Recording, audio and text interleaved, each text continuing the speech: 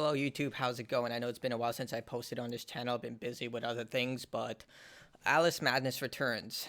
Well, technically it would be American McGee's Alice. Now, this franchise I really like a lot. I played Madness Return for the first time a couple of years ago, and I absolutely loved it. I also played the original, because through Alice Madness Returns, you can actually play the original game. It was kind of a niche title. Basically, it's based on Alice on Wonderland, but more of the Brothers Grimm's interpretation. It's an original take on the Alice in Wonderland trope. Basically, Alice suffers from mental issues, and the Wonderland is basically her deep diving into a fantasy world of her own creation that basically allows her to interpret what's going around her. It's a little darker than that. I'm pretty sure Super Horror Bros probably has a good summary of the game. I always wanted to do one, but I feel like I wouldn't do the franchise justice. But either way, it's a really good series. And even though the original game is kind of wonky, if you do play it through Alice Madness Returns, it's really well updated, but it's an extremely difficult game. But Madness Returns is definitely worth your time. It's an extraordinary action adventure game. It is long, about 10 hours long, but I think it's well worth your time. As you can see from the Steam reviews, a lot of people do love it.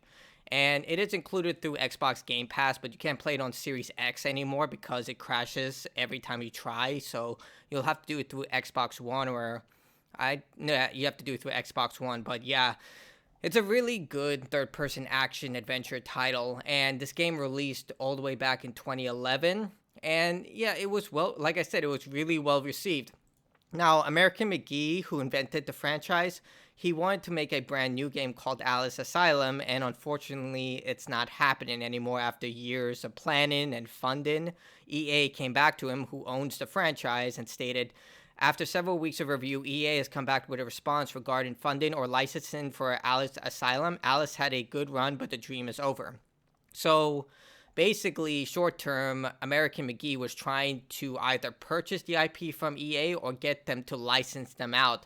And unfortunately, they said no. So let's read what he had to state here.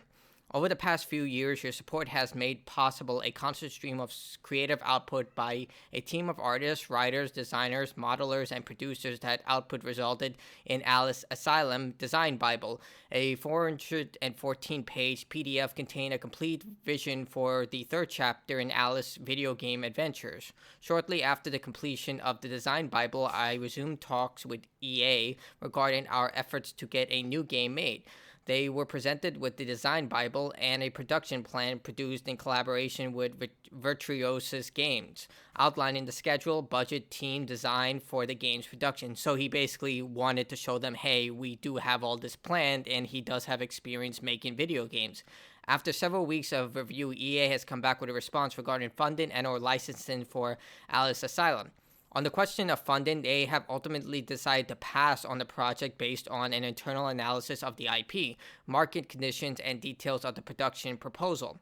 On the question of licensing, they replied that Alice is an important part of EA's overall game catalog, and selling or licensing it isn't something they are prepared to do right now. Let's just finish this. At this point, we have exhausted every option for a new Alice game made. With those answers from EA, there is no other way forward with the project, as will be hibernating this Patreon page and related pre-production activities. The content will remain in place, but will no longer present options for funding Alice Asylum efforts via this or any other platform. Alice Asylum is at an end. At this announcement, it's certain to draw significant attention.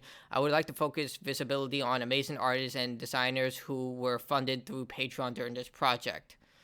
And we go on here. For my part, I have reached an endpoint with Alice and with game production in general. I have no other ideas or energy left to apply toward getting a new Alice game made, nor do I have any interest in pursuing new game ideas within the context of the current environment for game development.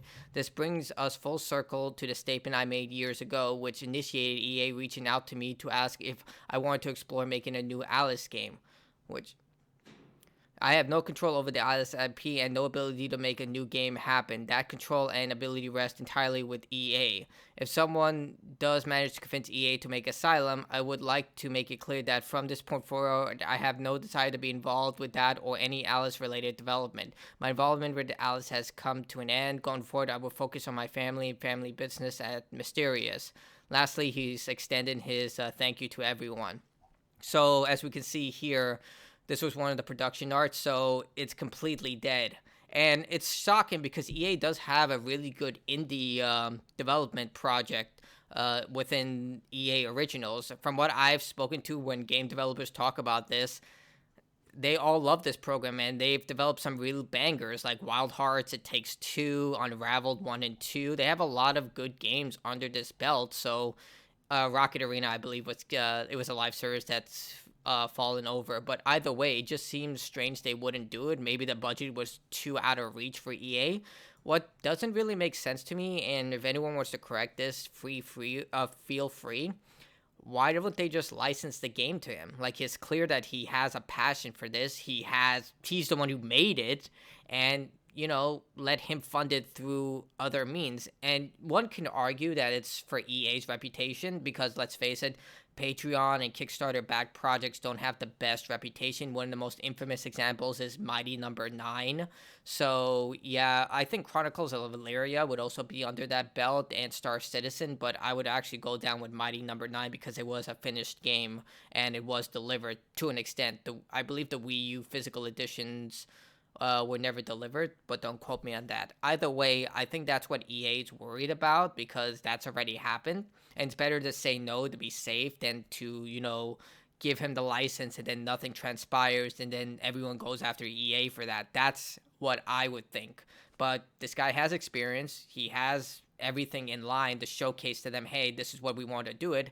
And maybe they could have said through our EA Originals program, yeah, let's do that. But it is an established IP, so maybe that's why they don't want to do it through the EA Originals program.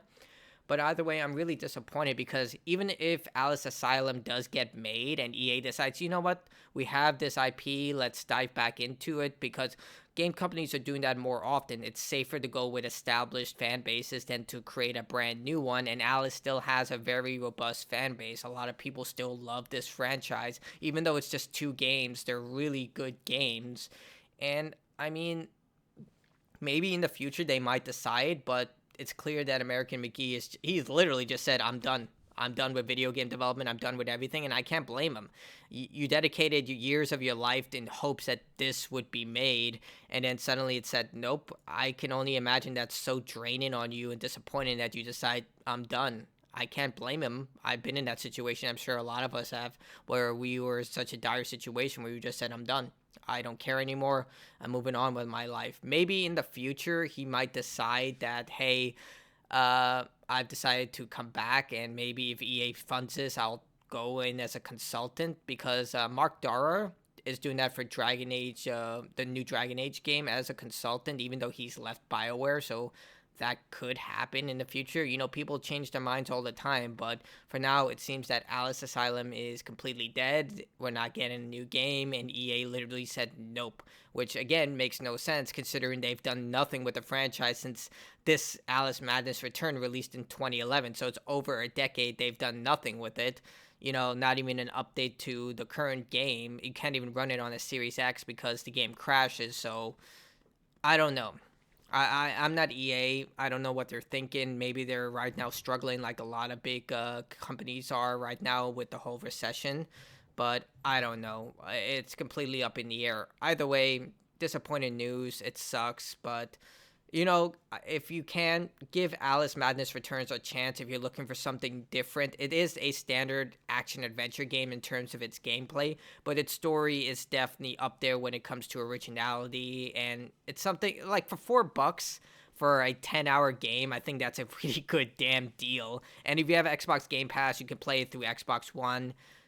I highly recommend this game. And you can play the original as well if you are fearing Darren, because that game is still very hard and it hasn't aged as well as Madness Returns. Either way, that's the video. If you like it, like it. If you dislike it, dislike it. Tell me your opinions on this, and I'll see you all later. Goodbye.